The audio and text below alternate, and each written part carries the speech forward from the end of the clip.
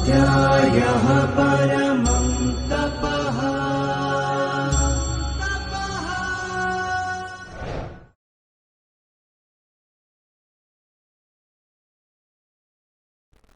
नमो नमः। भाषाप्रवेशपुस्तकस्य द्वितीयभागस्य चतुर्थे पाठे अहं भाविन् पाठकः भवतां हार्दं स्वागतं करोमि। प्रियछात्राः, अद्य वयं सोत्साहानां नास्ति साध्यं हलन्तशब्दाः द्वितीया, तृतीया, चतुर्थी विभक्तयः इति विषयम् अधिकृत्य पठामः। अधुना एतस्मिन् पाठे वयम् एकां कथां पठामः। एतां कथाम् उच्चैः पठत अवगच्छत च। पुरा आन्ध्रप्रदेशे देवशर्मा नाम कश्चन धीमान् ब्राह्मणः आसीत्। तस्य एकः एव पुत्रः। देवशर्मा पुत्रस्य मल्लिनाथः इति नाम कृतवान्। पिता सर्वशास्त्रविद् विद्वान् च आसीत्, किन्तु पुत्रः मल्लिनाथः तु अलसः निरक्षरः च। पुत्रं कथमपि बुद्धिमन्तं शास्त्रविद्वांसं च कर्तुं देवशर्मा महान्तं प्रयासं कृतवान्। पुत्रं पाठयितुम् अन्यान् विदुषः नियोजितवान् अपि, तथापि मल्लिनाथः किमपि नैव अधीतवान्। अधुना अत्र गद्यांशे भिन्नवर्णेन युक्तं पदं पश्यन्तु। धीमान् शास्त्रविद्, विद्वान् बुद्धिमन्तं शास्त्रविद्वांसं, महान्तं विदुषः इत्यादि। आन्ध्रप्रदेशे देवशर्मा इति शर्मन् मूलशब्दः। प्रथमा विभक्ति एकवचनं देवशर्मा। आन्ध्रप्रदेशे एकः ब्राह्मणः, सः धीमान् बुद्धिमान् आसीत्। तस्य नाम आसीत् देवशर्मा। तस्य देवशर्मणः एकः पुत्रः मल्लिनाथः इति। पिता सर्वशास्त्रविद्, सर्वेषु शास्त्रेषु विद्वान् आसीत्, किन्तु पुत्रः मल्लिनाथः पिता इव विद्वान् न आसीत्। सः अलसः निरक्षरः च आसीत्। पिता पुत्रं बुद्धिमन्तं शास्त्रविद्वांसं कर्तुम् इच्छति स्म। अत्र बुद्धिमन्तं शास्त्रविद्वांसं द्वितीया विभक्तिः एकवचनस्य रूपम् अस्ति। तदर्थं देवशर्मा महान्तं प्रयासं कृतवान्। महान् प्रयासः, महान्तं प्रयासं, द्वितीया विभक्ति एकवचनम्। तदर्थं पुत्रं पाठयितुम् अन्यान् विदुषः नियोजितवान्। अन्यान् विदुषः, विद्वस् शब्दस्य द्वितीया विभक्तिः बहुवचनम्। पिता प्रयत्नं कृतवान्, तथापि मल्लिनाथः किमपि नैव अधीतवान्, नैव पठितवान्। कालः गतः, समयः व्यतीतः। मल्लिनाथः वयसा वपुषा च युवा सञ्जातः। वयः अग्रे गतं, शरीरमपि वर्धितं। सः मल्लिनाथः युवा अभवत्।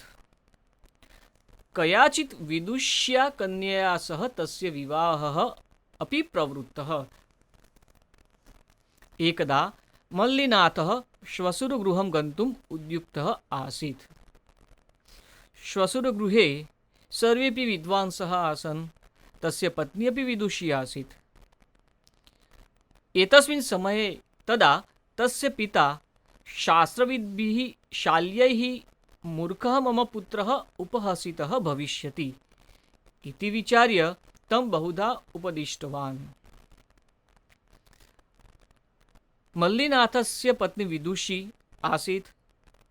पत्न्याः भ्रातरः अपि विद्वांसः आसन्।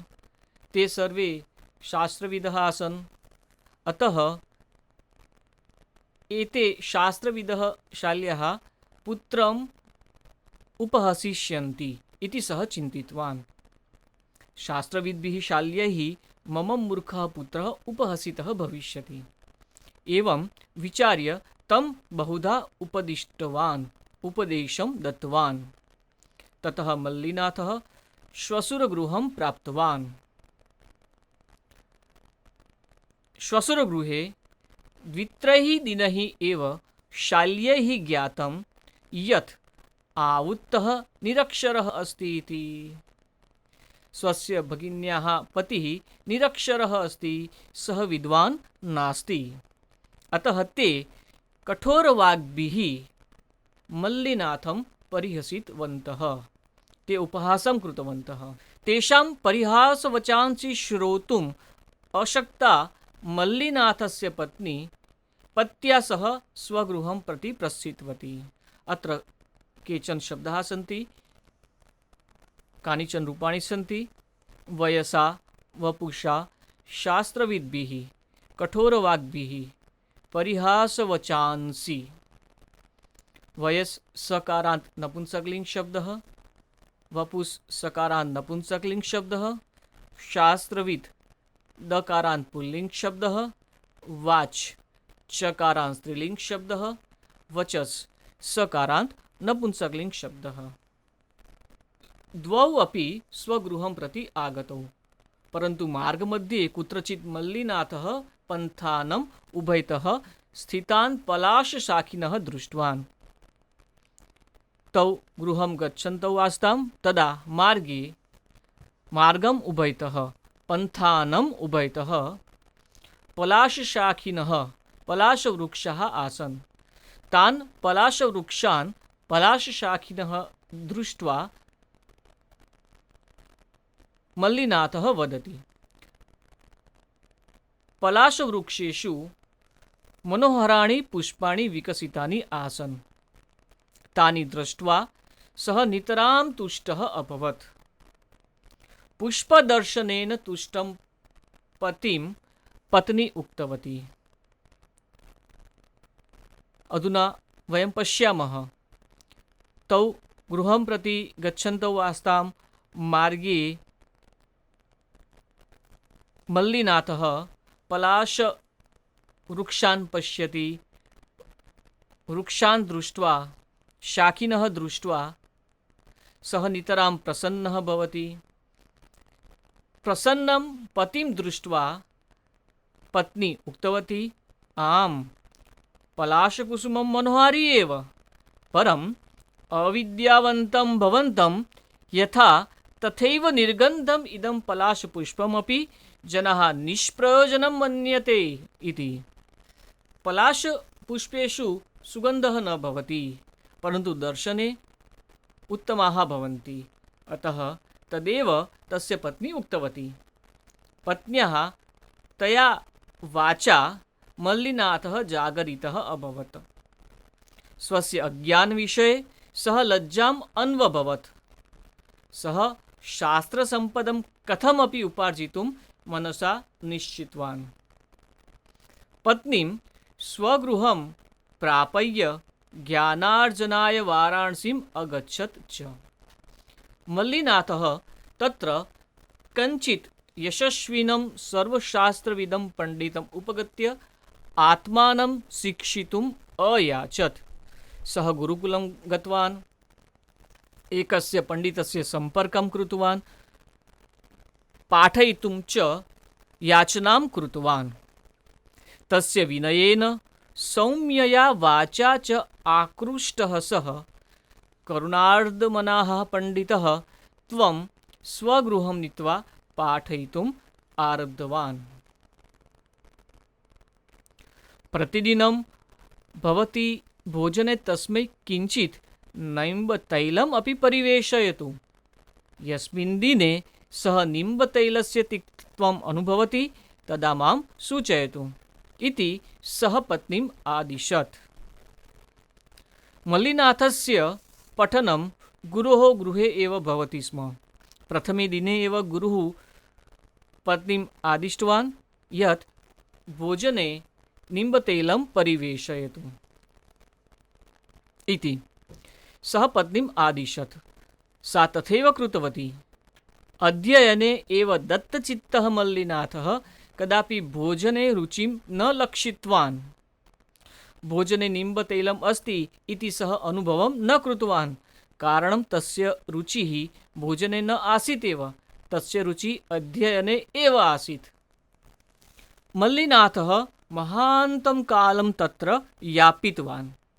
वेदान्, उपनिषदः, इतरशास्त्राणि च महता परिश्रमेण अधीतवान्।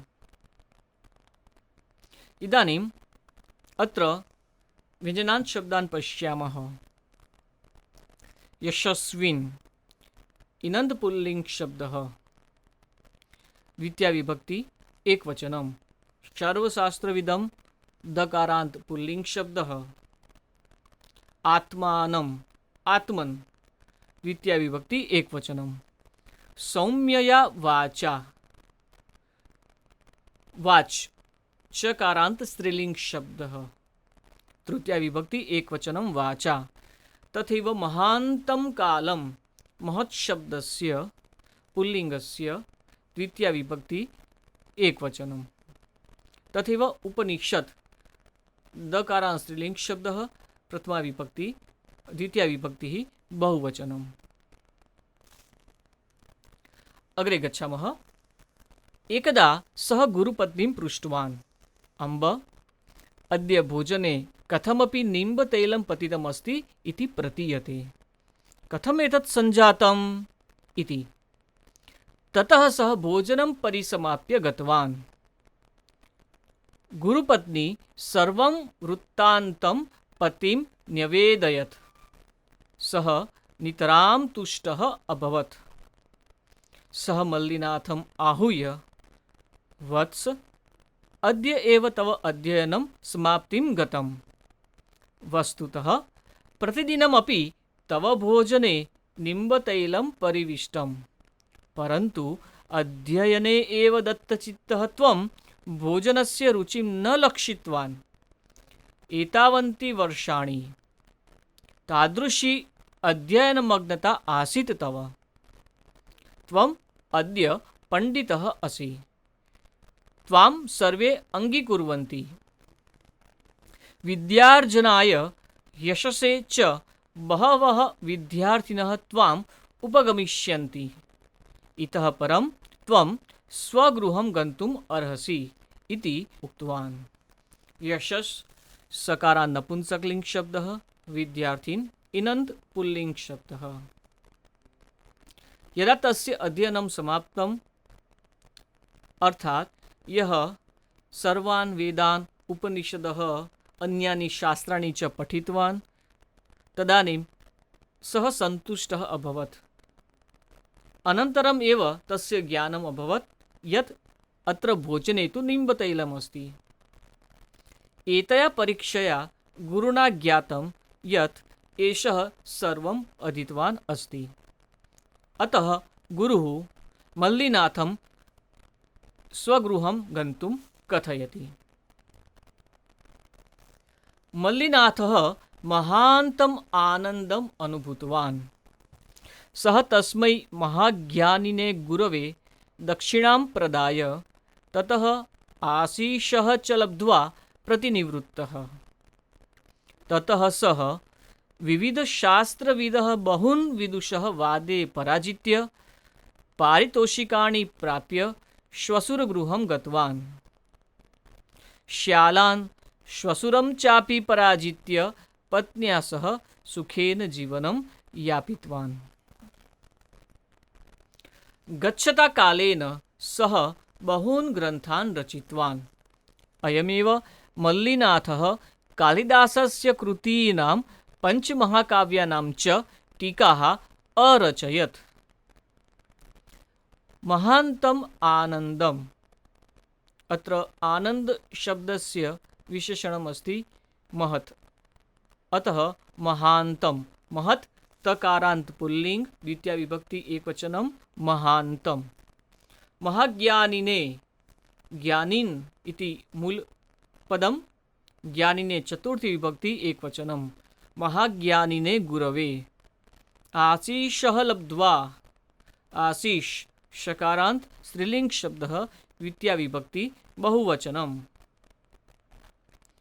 शास्त्रविद दकारांत पुल्लिंग शब्दः, विविध शास्त्रविदः, द्वितीया विभक्ति बहुवचनम्। शास्त्रविदः बहून् विदुषः, विदुषः पदमिदमपि द्वितीया विभक्ति बहुवचनम्। गच्छत् तकारांत पुल्लिंग गच्छता कालेन, तृतीया विभक्ति एकवचनम् इति। अधुना वयं व्यञ्जनान्त शब्दरूपाणां द्वितीया विभक्तेः, तृतीया विभक्तेः, चतुर्थी विभक्तेः च रूपाणाम् अपि च तेषाम् अभ्यासं करिष्यामः। यथा तकारांत पुल्लिंग शब्दः बुद्धिमत् इति। प्रथमा विभक्तेः वयम् अभ्यासं पूर्वपाठे कृतवन्तः। बुद्धिमान्, बुद्धिमन्तौ, बुद्धिमन्तः। द्वितीया विभक्तौ रूपं भविष्यति बुद्धिमन्तम् इति।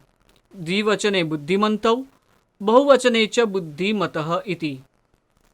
तृतीया विभक्ति एकवचने बुद्धिमता, द्विवचने बुद्धिमद्भ्यां, बहुवचने च बुद्धिमद्भिः।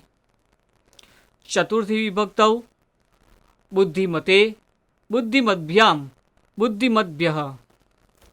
तथैव नकारांत पुल्लिंग पथिन् शब्दः पन्थः, पन्थानौ, पन्थानः इति प्रथमा।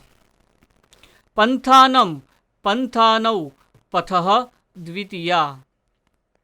पथा, पथिभ्यां, पथिभिः तृतीया। पथे, पथिभ्यां, पथिभ्यः चतुर्थी।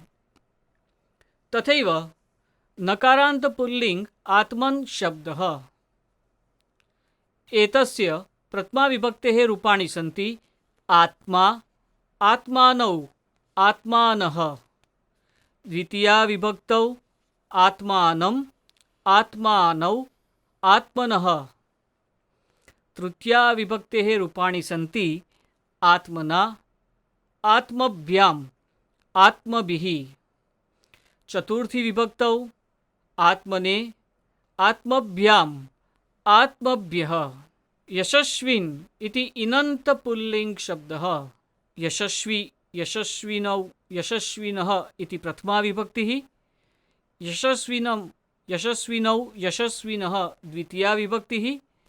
यशस्विना, यशस्विभ्यां, यशस्विभिः तृतीया विभक्तिः। चतुर्थी विभक्तौ रूपाणि सन्ति यशस्विने, यशस्विभ्यां, यशस्विभ्यः इति। विद्वस् इति सकारांत पुल्लिंग शब्दः, विद्वान्, विद्वांसौ, विद्वांसः प्रथमा। विद्वांसं, विद्वांसौ, विदुषः द्वितीया। विदुषा, विद्वद्भ्यां, विद्वद्भिः तृतीया। विदुषे, विद्वद्भ्यां, विद्वद्भ्यः चतुर्थी। अधुना स्त्रीलिंग शब्दान् पश्यामः। संपद इति दकारान्तः स्त्रीलिंग शब्दः, प्रथमा विभक्तौ एकवचने वैकल्पिक रूपे स्तः संपद, संपत् वा। संपद, संपदौ, संपदः प्रथमा। संपदं, संपदौ, संपदः द्वितीया। संपदा, संपद्भ्यां, संपद्भिः तृतीया। संपदे, संपद्भ्यां, संपद्भिः चतुर्थी। वाच इति चकारान्तः स्त्रीलिंग शब्दः, वाक् अथवा वाग्। वाचौ, वाचः प्रथमा। वाचं, वाचौ, वाचः द्वितीया। वाचा, वाग्भ्यां, वाग्भिः तृतीया। वाचे, वाग्भ्यां, वाग्भ्यः चतुर्थी। आशीष इति शकारांत स्त्रीलिंग शब्दः, प्रथमा विभक्तिः आशिः, आशिषौ, आशिषः। द्वितीया विभक्तिः आशिषम्, आशिषौ, आशिषः।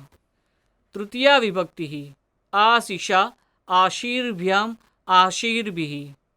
चतुर्थी विभक्तिः आशिषे आशीर्भ्याम आशीर्भ्यः। अधुना नपुंसकलिङ्ग शब्देषु वयं सकारान्तं मनस् इति शब्दं पश्यामः। मनः मनसि मनांसि, मनः मनसि मनांसि, मनसा मनोभ्यां मनोभिः, मनसे मनोभ्यां मनोभ्यः। तथैव वपुष् इति शकारान्त नपुंसकलिङ्ग शब्दः वपुः वपुषि वपुंषि, वपुः वपुषि वपुंषि, वपुषा वपुर्भ्यां वपुर्भिः, वपुषे वपुर्भ्यां वपुर्भ्यः। अधुना वयम् एतेषां रूपाणाम् आधारेण अन्यत् अभ्यासं कुर्मः। अत्र उदाहरणानुसारं रिक्तस्थानपूर्तिः कर्तव्यः अस्ति। यथा बुद्धिमन्तम्। एतस्मिन् पदे प्रातिपदिकम् अस्ति बुद्धिमत्, विभक्तिः द्वितीया विभक्तिः, वचनं च एकवचनं। तथैव महान्तम् इत्यस्य प्रातिपदिकं किम्? महान्तम् इत्यत्र का विभक्तिः अस्ति, किं च वचनम् इति चिन्तयामः। समीचीनं, शुद्धम् उत्तरम्। महान्तम् इत्यत्र महत् इति प्रातिपदिकम् अस्ति, द्वितीया विभक्तिः अस्ति, एकवचनं च। तथैव अन्यस्य पदस्य वयम् अभ्यासं कुर्मः। अविद्यावन्तम्।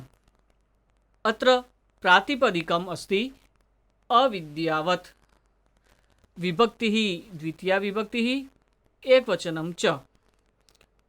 तथैव विदुषः इति शब्दः प्रातिपदिकं विद्वस्, विभक्तिः वचनं च, द्वितीया विभक्तिः बहुवचनं।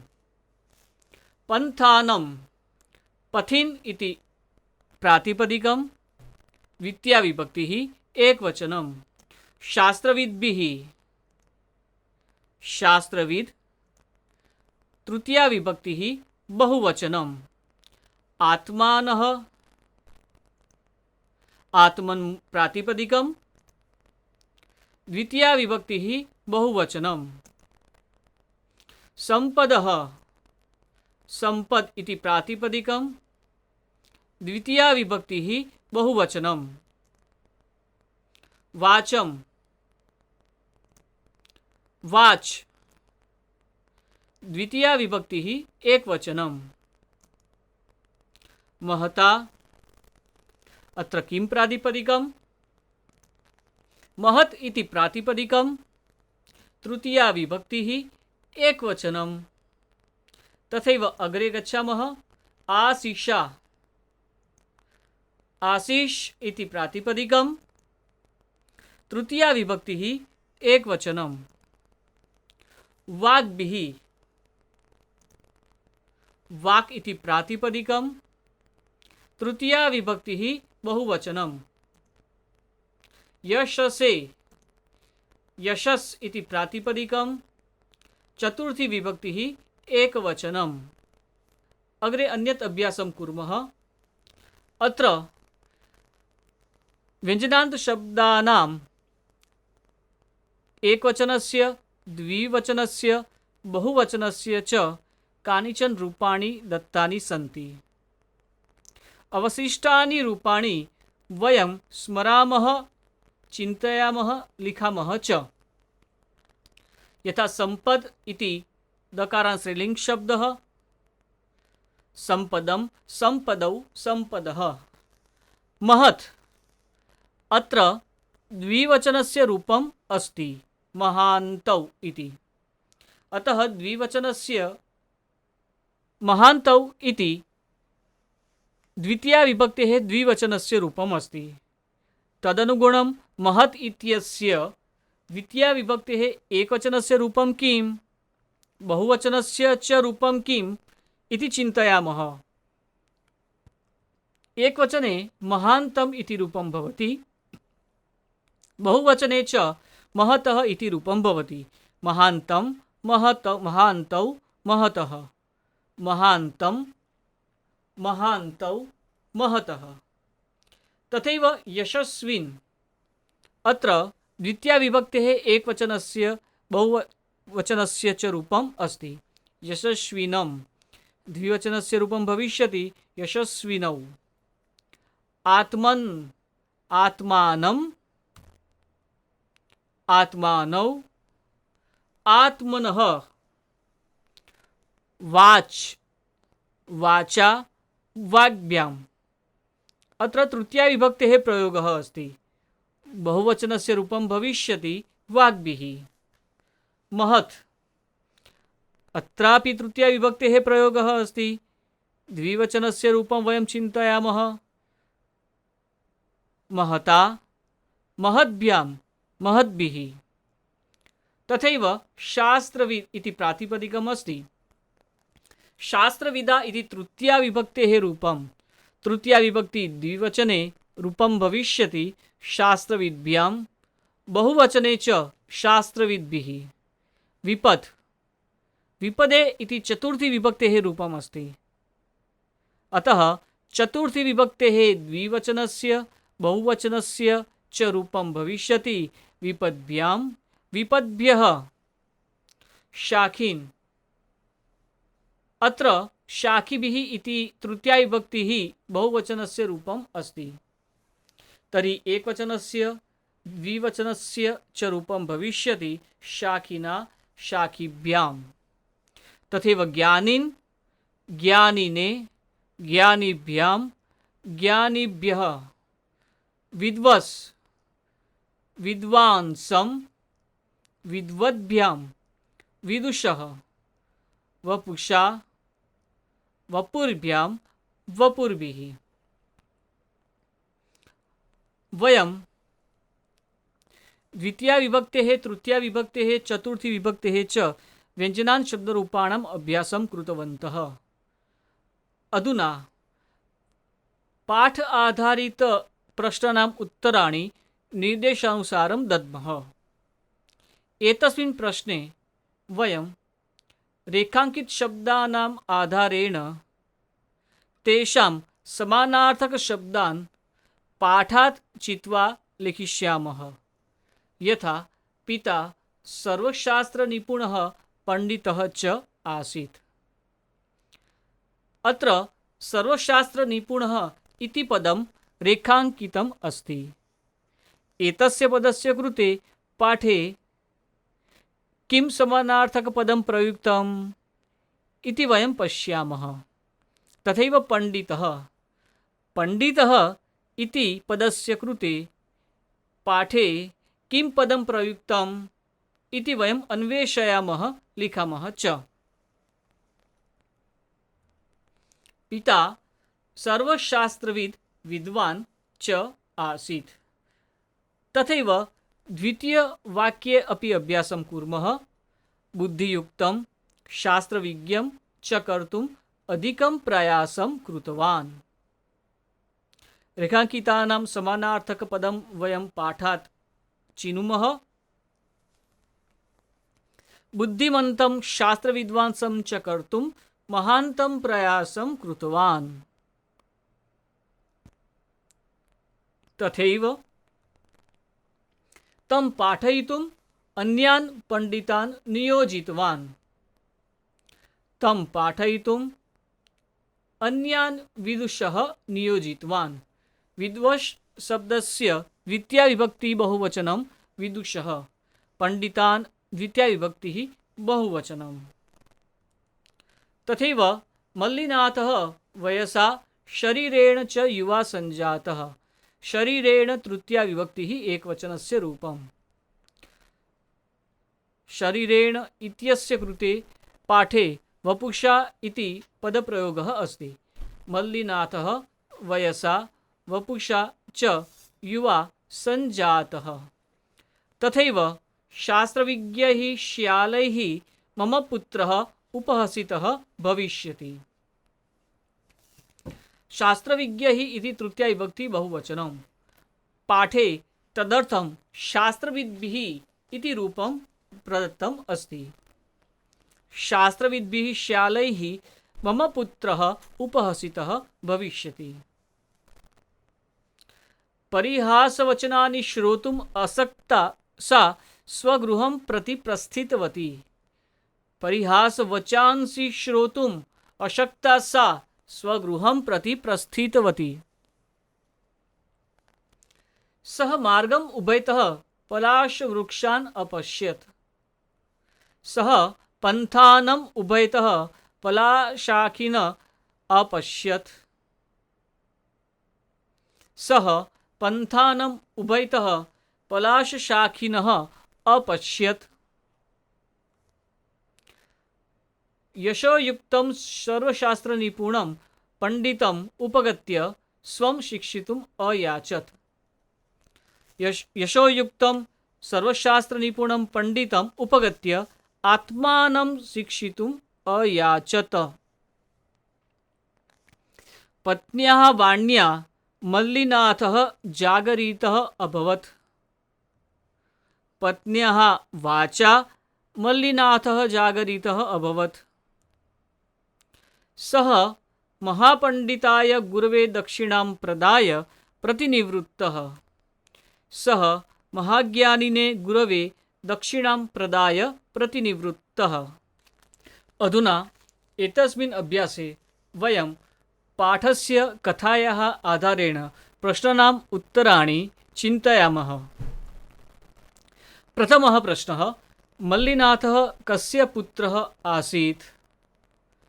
मल्लिनाथः देवशर्मा नाम ब्राह्मणस्य पुत्रः आसीत्। पलाशपुष्पदर्शनेन तुष्टं मल्लिनाथं पत्नी किम् उक्तवती? पलाशपुष्पदर्शनेन तुष्टं मल्लिनाथं पत्नी उक्तवती, पलाशपुष्प मनोहारी एव, परम् अविद्यावन्तं भवन्तं यथा तथैव निर्गन्धम् इदं पलाशपुष्पम् अपि जनाः निष्प्रयोजनं मन्यते इति। अग्रिमः प्रश्नः, मल्लिनाथः अध्ययनार्थं कुत्र गतवान्? मल्लिनाथः अध्ययनार्थं वाराणसीं गतवान्। मल्लिनाथः कथं जागरितः अभवत्? मल्लिनाथः पत्न्याः वाचा जागरितः अभवत्। वाचा वाण्या, मल्लिनाथः पत्न्याः वाण्या अथवा वाचा जागरितः अभवत्। मल्लिनाथः केषां टीकाः रचितवान्? मल्लिनाथः कालिदासस्य कृतीनां पञ्चमहाकाव्यानां च टीकाः रचितवान्। अधुना अन्यत् एकम् अभ्यासं कुर्मः। अत्र कानिचन वाक्यानि सन्ति। उपरि कोष्ठके शब्दाः दत्ताः सन्ति। वाक्यस्य अर्थानुसारं कोष्ठकात् उचितं पदं स्वीकृत्य उचितविभक्तेः प्रयोगं कृत्वा रिक्तस्थानानि पूरयाम। यथा आकाशः डैश शोभते। अर्थानुसारं तडित् इति भवितुं शक्नोति। आकाशः तृतीया विभक्तेः प्रयोगः भविष्यति। आकाशः तडिता शोभते। तथैव सर्वे पूजयन्ति। विद्वस्, विद्वांसं सर्वे पूजयन्ति। लोकाः समस्ताः डैश भवन्तु। प्रख्यातः श्लोकः अपि अस्ति। लोकाः समस्ताः सुखिनः भवन्तु। बालिका परिश्रमेण जितवती। परिश्रमः कीदृशः? महान् परिश्रमः। बालिका महता परिश्रमेण जितवती। उत्तमजनः कदापि आपत्काले डैश न परित्यजति। उत्तरम भविष्यति सुहृदम। सुहृद अर्थात मित्र, सखा। सुहृदम द्वितीया विभक्ति एकवचनम। विपदि यः साहाय्यं करोति सः एव यथार्थ बन्धुः। तथैव अग्रे गच्छामः। अस्माकं डैश मधुराः भवन्तु। अस्माकं वाचः प्रथमा विभक्तिः बहुवचनं वाचः। अस्माकं वाचः मधुराः भवन्तु। गुरुः शिष्यान् आशिषा अनुगृहीतवान्। गुरुः शिष्यान् आशिषा तृतीया विभक्ति एकवचनम्। वयं सर्वदा महात्मानम् अनुसरामः।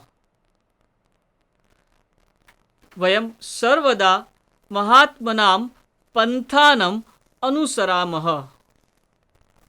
मनसा चिन्तितं कार्यं वचसा न प्रकाशयेत्। मानवाः कर्मणा एव सिद्धिं प्राप्नुवन्ति। कर्मन् कर्मणा इति।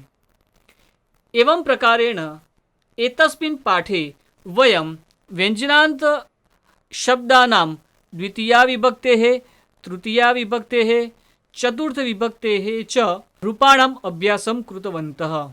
एवमेव भवन्तः स्वयमेव रूपाणां स्वाध्यायकार्यं कुर्वन्तु इति। अधुना एकां सूक्तिं पठामः। उद्योगिनं पुरुषसिंहम् उपैति लक्ष्मीः।